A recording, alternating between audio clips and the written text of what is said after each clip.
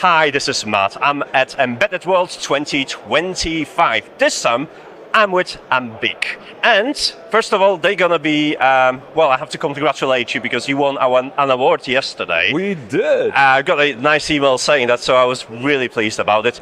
Tell me, what got you that reward or award? So, we won the award for this development kit. This is a demo, right? But the development kit itself is software. It's a suite of software tools to develop heart vitals monitoring and analysis using AI.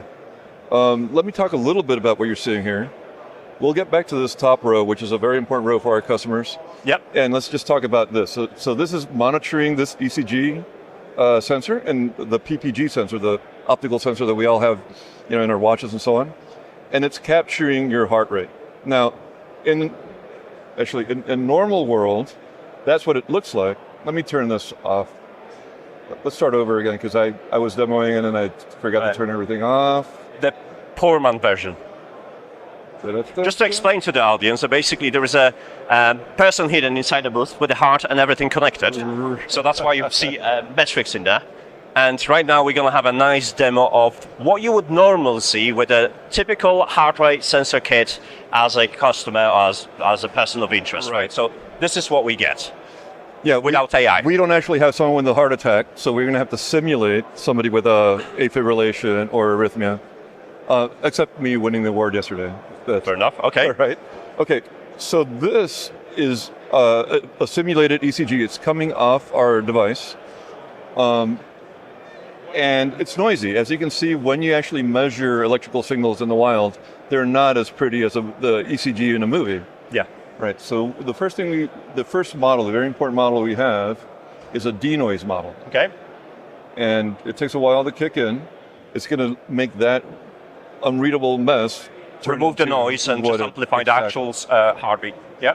And since it takes a little while to buffer up and everything, I'm also going to turn on the enhanced AI segmentation mode. I'll explain what that is in a minute. Okay. And the arrhythmia detection mode as well. So you can see that it's cleaning up. It's starting to look.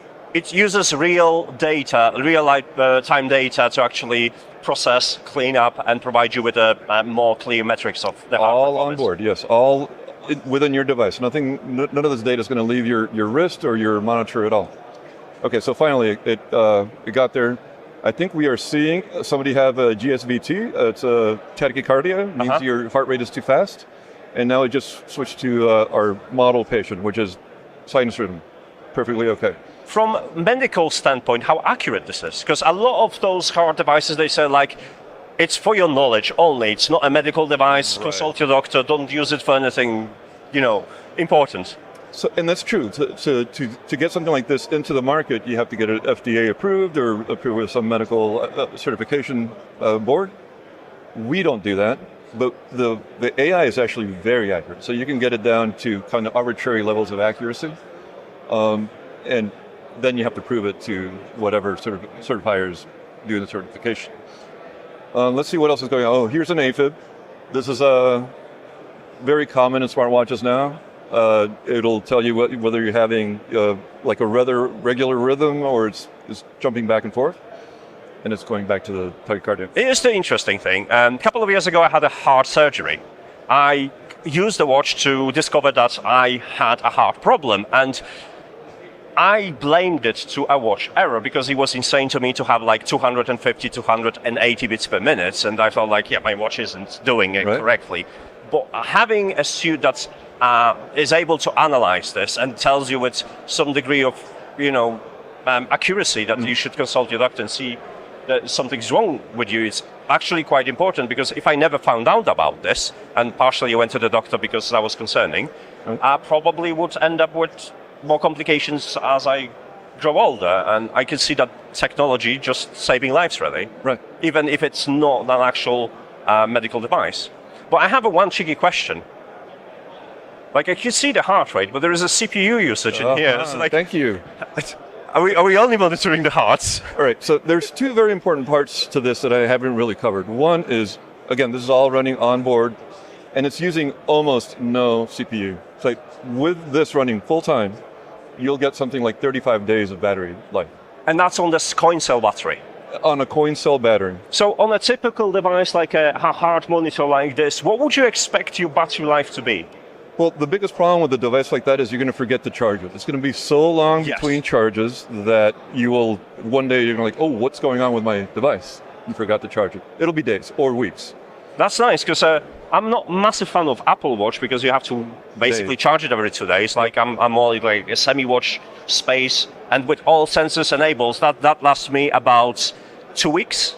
Odds are that we are in that device. But it has a very basic function, so like nowhere near this, nowhere. So we can walk you through our this. You know, we are actually in almost every device that is not an Apple for these wrist devices. And obviously, this is a development kit. It is quite oversized. How small can it get?